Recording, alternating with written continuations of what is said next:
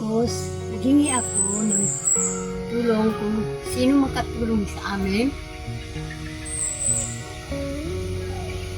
Kailangan ko ako na maghingi para makapag-aral. Na hindi ko na kaya dahil mag-70 na ang edad ko. Wala akong trabaho. Lahat hindi ako makatrabaho. Sumakitan ang heart ko. Tapos, maawa na ako sa kanila kasi gusto nila mag-aral.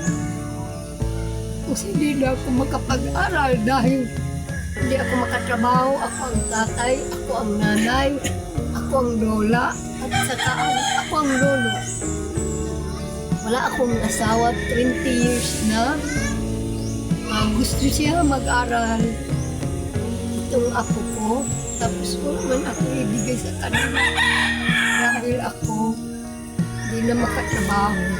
Matanda na ako, naaawa ako.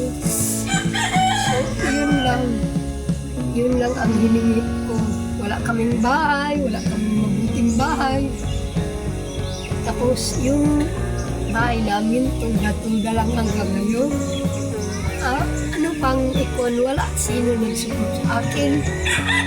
Magdamot man ako, maghingi na lang ako, mag-utang na lang ako. So, marami na akong utang, hihiya naman ako sa inutangan ko. Yun lang po. Yun lang ang hiningi-hingi ko sa inyo. Ito na po ito ang anak ko, ang isang babae. Lahat namatay na, 2 babae na tira. Tapos yung apo ko gusto talaga mag-aral. Kasi naawa ako kahit yung pagkain namin sa isang araw, isang beses, mayroong 2 beses, yun lang nga, gusto siya makapag-aral. Yun lang siya, yun lang man, saka lahat ng tao ko. Nakita man ninyo ako, hanggang dito na lang, kasi hindi na ako talaga, hindi na ako makabigay sa kanila kung gusto sila. May kailangan. Kailangan nila, hindi ako makapagbigay. Kung di man sila matapos, magkuhan lang ako, mag-isip-isip lang kung paano sila. Pinalaki ko sila.